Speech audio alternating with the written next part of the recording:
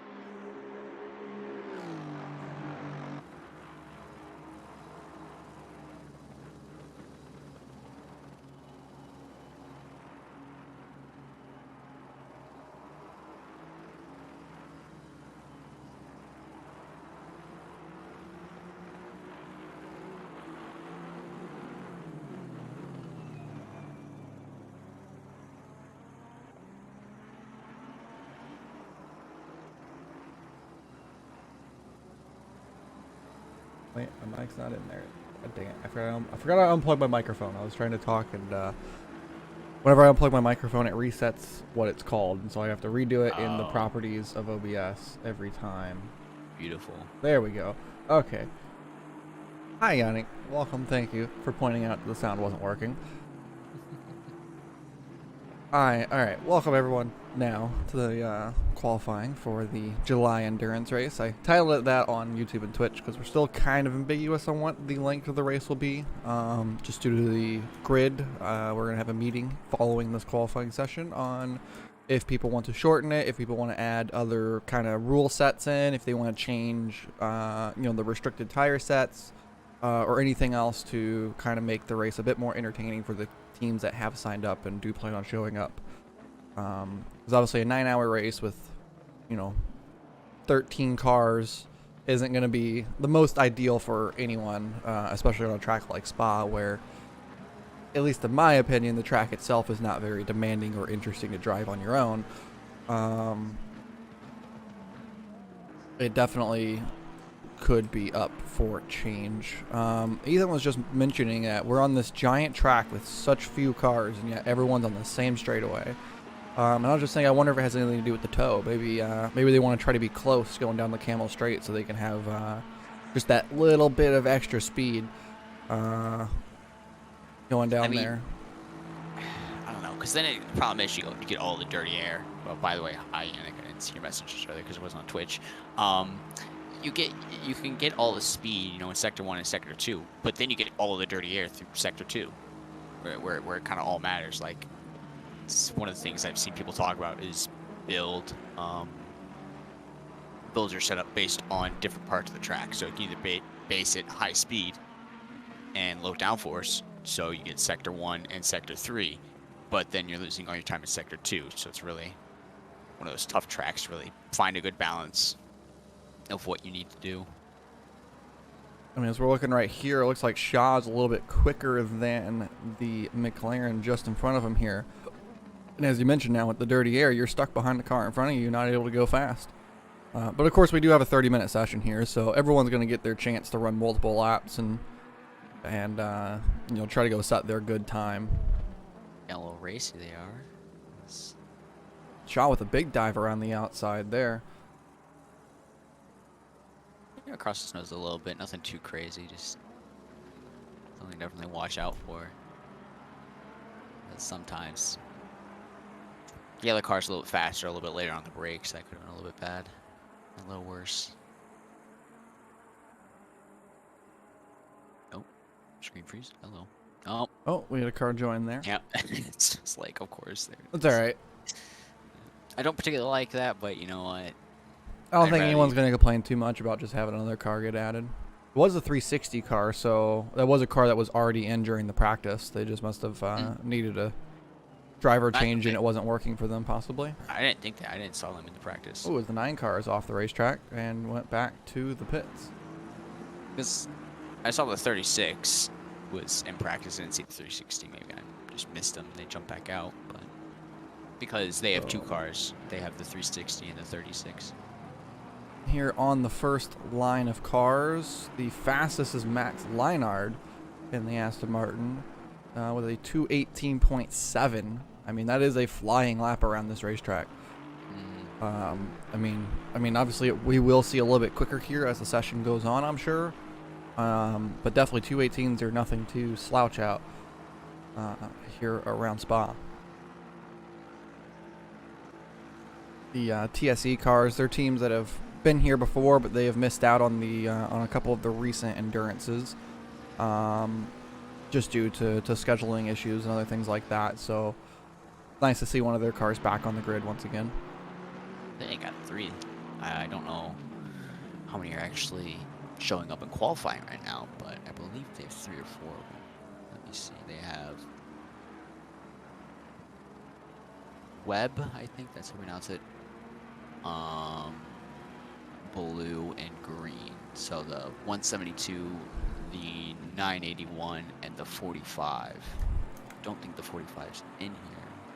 Unless they... My lists are kind of all messed up, so I don't know if they're actually on here. I believe they are. Yeah. So, I guess they didn't show up today. I wonder if that's just, again, scheduling issues, you know, caught up in other events or whatever.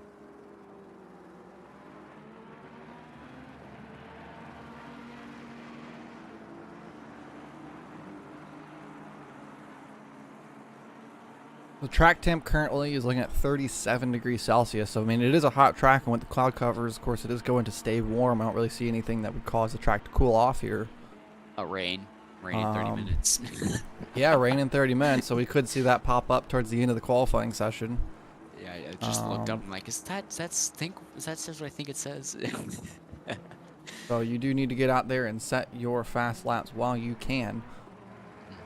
Oh, it's the 007's right in the tail here of the 777 car.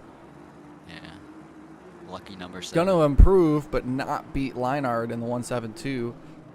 Yeah, I think that the exit of the bus stop really helped. Shepard's gonna go off the racetrack there. Probably gonna reset back to the pit lane, put on a fresh set of tires. Did you decide to change this to unlimited? Because I know originally it was set at 2. I had it set to unlimited. I could just have completely missed it. I don't think I did. I know that we had it originally set up as it was going to be 2. That's an off track there for the 777 car. Oh, and that's a spin for the Ferrari. The 815. Let me find them on the list here. There they go. Oh, yep, there they go, spinning around top of the hill. That's always a place to lose it there. What files is saved under? Even. Hopefully for their sake they weren't on a good turn 1. That's always frustrating. I still whenever have it set to 6 tires because I'm stupid. Oh, set to 6 tires. Well, I mean, that's enough for qualifying then, because we were going to do originally just 2. You were going to have to kind of take care of the tires. That what it was? Yeah. So I guess I never wrote that down because I was looking based on rules. Like, well, it says it doesn't say anything here. I guess we're doing unlimited. But yeah. Oh, they will 6 tire sets. 172. Quite see what caused them to lose it, but I mean that top of the hill is always a common place to lose it. Yeah, especially in that Ferrari too. You know, your mid-engine car that's unhappy, and then especially in the warm temperatures that we have on the racetrack at the moment, it's gonna be easy to lose it right there. Or was the one? It was just which car was it? That 815? Yes. Okay. That's what I'd say. Because there's only 2 Ferraris on the track. Oh, I have the livery for them, yes. Interesting that this one is... I guess they're doing both cars, but I thought one was just NSIR and one was PWSR and NSIR. Because they were doing a collab between the 2 teams. Which is cool to see because they did combine the livery. Yeah, it's nice to see that there's a community that's grown there where whenever we have these larger races that 2 teams who don't have 3 or 4 drivers that can race, they will combine and put their drivers together to try to create a good grid. Of course, if the race does end up shortening up, we will allow teams to split their roster. So for cars who have 4 drivers, they will be allowed to split it into 2 car teams in the event that we do shorten the race, and same with that team as well. They can split their car up if they so wish to do so. change the number. That's what it's a little bit like, huh? I wonder, because now it's just an Isaiah, so Patterson and DeSantos. Yeah, that's probably just the name of the livery in the game, if that makes sense. Yeah. Ooh, that's another off track here for the 172. That's going to invalidate the lap time, as far as I know. Because originally they were signed up as the 108, and they were doing the collab, but now don't know. Fell through. What happened with that? I don't know the exact details, but I would like to hopefully see at least the PWSR guys go on, show back up. Good egg road fun. Fast guys as well. They've had a run in. 20 minutes remaining here in the session. These are the two cars who are setting fast. Now we're 10 minutes away from rain, so I mean, it looks like as if we might need to have these qualifying laps set here really quickly, and the rain's going to come in. Might be good practice for these guys to get out there in the rain, though, and because it might end up raining on race day. Yeah, and it's interesting, no, and that's not the word I'm going for, but the track is only fast. It's not as quick as it could be. It's not optimum. I mean, it's on day 2 of the weekend, because that's considered what you do qualifying on. Oh, a little bit weirdness from that car. So the track isn't quite as fast as it could be, but with rain, that could really throw things off as well. There's not going to be much more. I mean, there's grip to be gained, but don't know how much you can build up in that 10 minutes.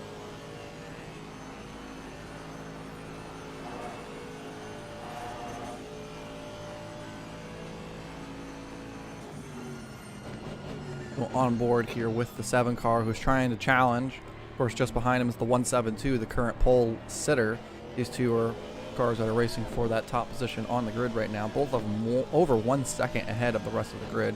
No improvement there for either that time around.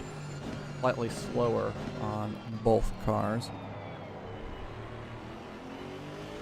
Was faster for the 172 team, but of course they went off the racetrack at top of Radion, so not going to be an active lap. Right up in the rear wing of that Aston Martin. They're going to go off once again. It's an invalid lap time for Max Leinart in the 172.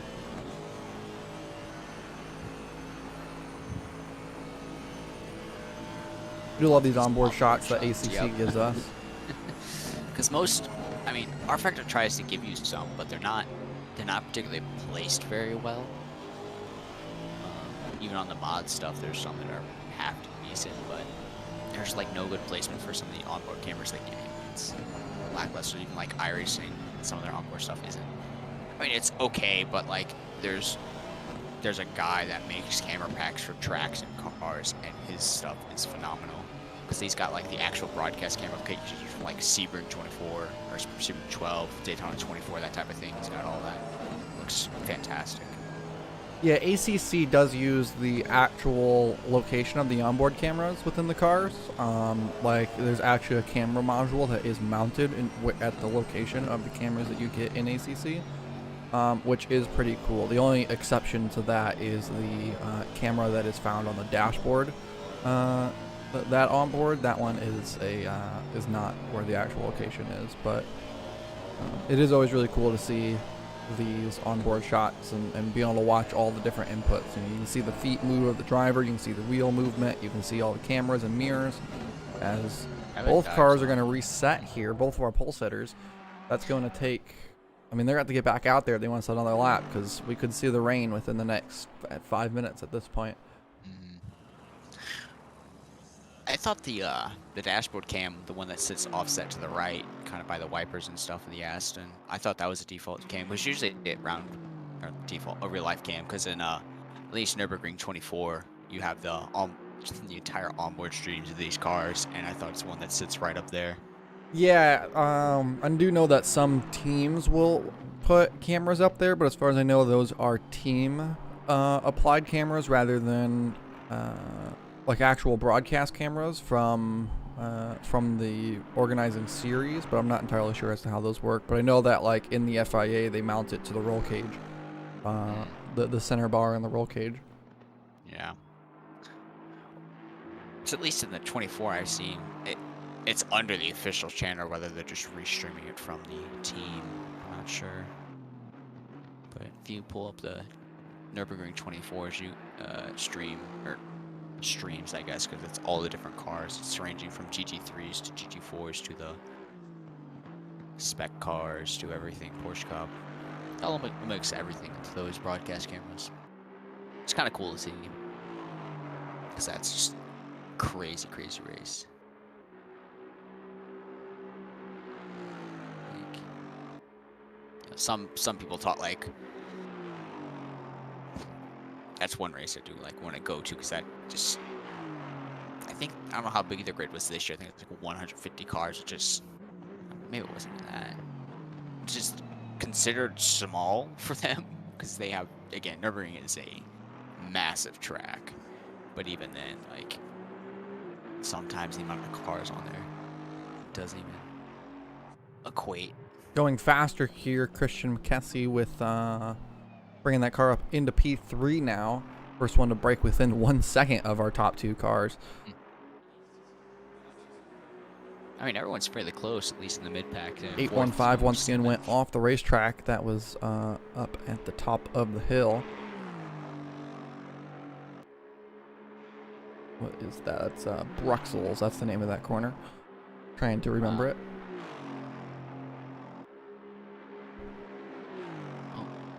918 off at Eau Rouge.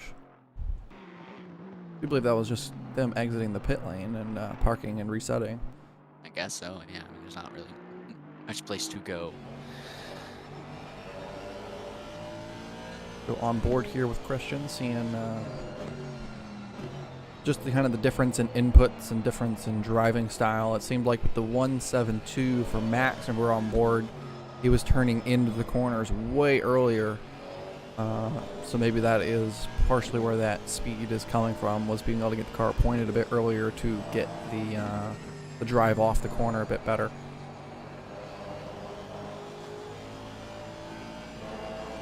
I almost feel like the front engine cars have the advantage of this track with so many sweeping, sustained speed corners. Being able to have that extra weight on the front tires, helping with the grip. Especially, yeah, on the off-camber downhill corners, I do believe that it helps. The rear engine and mid and rear engine cars, I think it just, the weight at the rear pulls it around too much whenever you're going down the hill. You kind of get that overspeed with the rear end of the car, and definitely makes it a handful of drive. It could help you out in the mid corner if you can control it. However, I don't think that it will really make you that much faster around a track like this. We just had a car join the session here with 10 minutes remaining. Unfortunately for them, it's about to start raining, so I do not think they'll have a chance to challenge for a good lap time. I was thinking somehow sneaky before all the rain starts, but I do doubt that. It's, I mean, any quicker? Yes, a little bit quicker there for Christian, bringing the car just a little bit further into that P3 position. He goes and returns back to the pits. I mean, I want to say it's unpredictable, but when the rain comes in, it's looking in the green right now is Shepard. He might be able to jump himself up into P1. Let's see what's the lap time. Does gets it, jumps him by the same margin. There. Swaps margins there with Max Leinard, and the rain does appear to be falling down. Windshield wipers are coming on now. I just popped up on my screen. It's just like, oh hello, there's the rain. So just in time there for Simon Shepard to set that lap time, because now the track is indeed wet and greasy. Zhao currently on a fast lap, 0.5 of a second up. Let's see what he is as he crosses the line. P5 goes up 0.3 of a second there. Got kind of a bad exit out of the final corner, but still did gain time. So 172 parks at the down the Camel straight. A little bit iffy. I would have preferred they pull in the grass, but you know, can't really control what people do. I mean, with the rain happening on the racetrack, I really don't think you'll be able to improve from this point on. So I think that that's going to lock up a pole here for Simon Shepard, who still does not have a windshield wiper on as of yet. So the track obviously isn't too wet, and it obviously doesn't come down too bad, but it is there. I can see it on the windshield falling. It has considered, the track is now considered greasy as well. I was saying, well, the rain is too predictable. I felt like it always shows up at the minute mark, but here it comes in at 11, like 15 or whatever. It's like, oh, Oh it's yeah, like there it is. You can really see the water covering the windshield here. I'm wondering if it's just a visual glitch on my end not having this windshield wiper run, because I surely can't see through that windshield. he's not. Yeah. Oh, and he's. Oh, look at that wheel spinning. Yeah. If you go to the onboard, he's just hanging on. Gosh. I mean, this is a good bit of practice to get, though, is on the transition period of trying to get the car home before you go and put the wet tires on. If this does end up happening in the race, this is good practice to know. Yeah, that's kind of how our hypercar race went in Silverstone. I think it was, do we start on dries, do we start on slicks, what do we do? Or start on slicks, do we start on wets? Yeah, well, I'll say you just said the same thing twice. Yeah, I know. Yep. Just hopefully, if you put in a lap time, otherwise they're just gonna be put based on where they sign up. Because even if you show up, you need to put in a lap. My books to count it. Let's get a pit stop practice in. I do love those Audi. I don't know, like the gantries, I guess. So just in time for the 007 crew, Simon Shepard putting that lap time literally as the rain started to come down.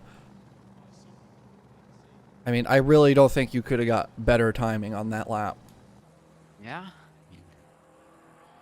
Still out here on the dries, it appears, is the 985 of Connor Martin. Okay. Yeah, they're kind of just cruising around. They showed up in the last race. I mean June. They DNF'd with like 15 minutes to go or whatever. Like 30 minutes, yeah. Not sure what the reasoning for retiring was, but I mean I couldn't tell you how they did because I wasn't watching it and wasn't here to watch it. So Yeah, I think that they were one of the teams that kind of got caught up in incidents, and it just kind of put them down the order. And then I think they had their own spin late in the race, and at that point they just retired the car because basically their position was locked in. It's kind of the beauty and the beast of endurance racing. You have a while to gain back time from incidents, or to keep having incidents. You're kind of just stuck in the back. Because that was kind of our Nürburgring win, I guess. I mean, not Nürburgring, but some races we've kind of had iRacing and other series where it's just been like, oh, yeah, we've got it, we're going forward, and then we're hit with a penalty or a car issue or a safety car or something. Just like, well, great, now we gotta wait all over again. It happens. It's nature of the beast. So I guess everyone's now going to sit in the pits for the next 5 minutes. Yeah, this is a good time to send out a reminder to any of the teams who are watching us here on Twitch that whenever this session is over, we would like everyone to join the driver's briefing room, or just really any of the chats that we have, to be able to have a slight discussion among team owners and drivers about what that they think we should do for this race. 7 going out. Guess test conditions again. I mean, hey, there's really no reason not to. You can treat this last 6 minutes as just a practice session. I mean, it's the same exact conditions as it's Yannick going on track. As the server has always been. It's just this one was a qualifying session compared to a practice session. So I haven't actually been on the server, so I couldn't tell you what it's been doing, if it's been raining or if it's been dry, if it's just been cloudy. I honestly couldn't tell you. I just put the settings and I'm like, okay, this could do, because I don't know. It's 22 kind of parks at the top of the hill. Not sure if they're spinning or if they're just figuring out life. What's going on there? Yeah, no, they're just doing donuts. Okay.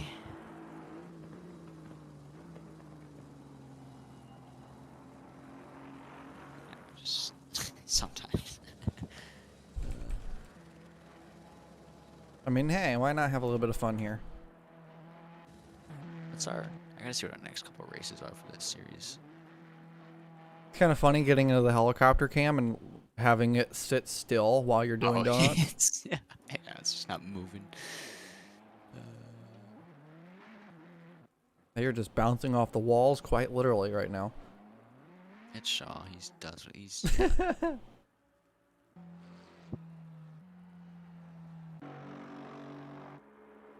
what's our July? That qualifying session also, it went by way quicker than I was expecting it to for just 30 minutes there. That was a really, really quick session. And, I mean, again, that was an exciting moment there at the top of the grid. Just the fact that the 007 took the position by just three Shaw. Yeah. hundredths of a second.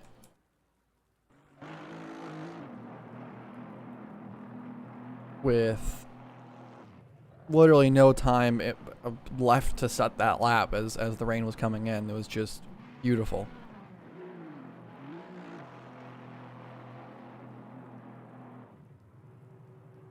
Shaw doing Shaw. Here comes 7 machine, flashing their way by.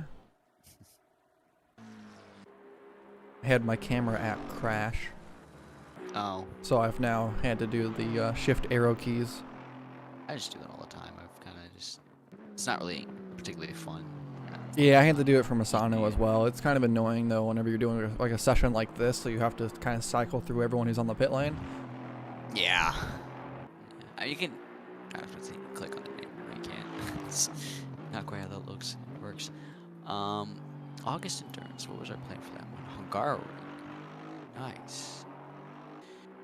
And then September was Kailami.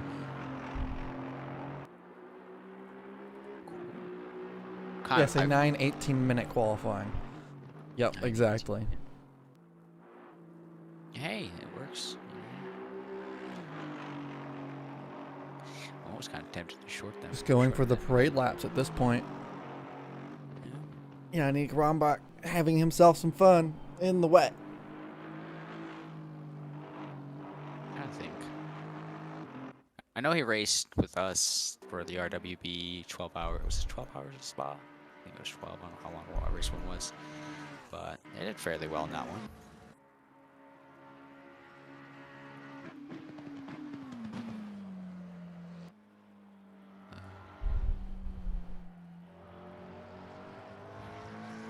Oh my gosh, this event's gonna be madness.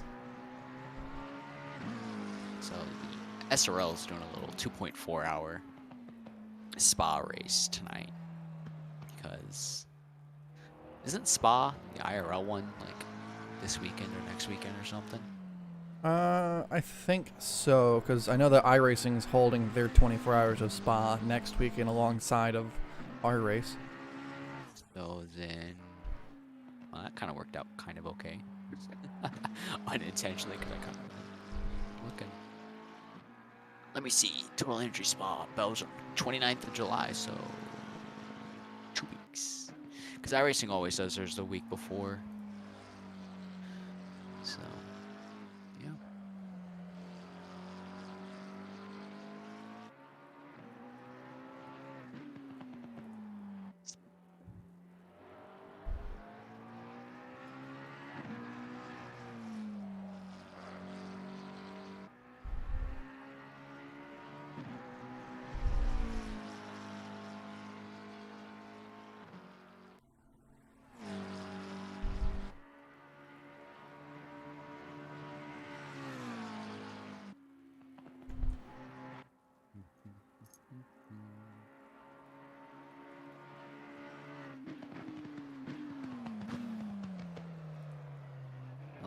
Last couple minute of qualifying going on. More so parade laps, as we said, but you know. Oh, that's what's going on now. I forgot. Monza, 6 hours qualifying, I believe is on right now. Watch that.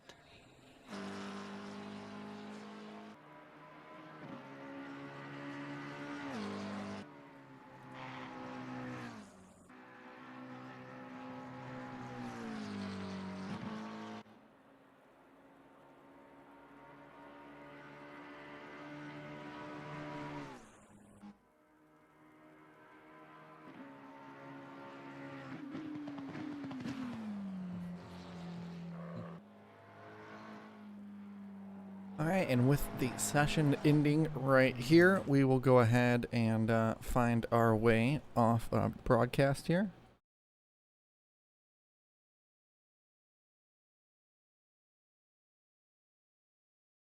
Thank you to the teams who hung out here in the chat, as well as came and performed in the qualifying session. Congratulations to the 007 team on the pole position.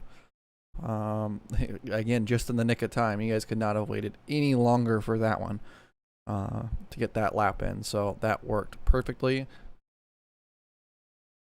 And we will look forward to seeing you all next weekend. And once again, for those of you who are here, just jump your way over into the waiting room, and myself and Ethan will jump in there in just a moment to come and have a discussion about race and other things that we plan on changing possibly for next weekend.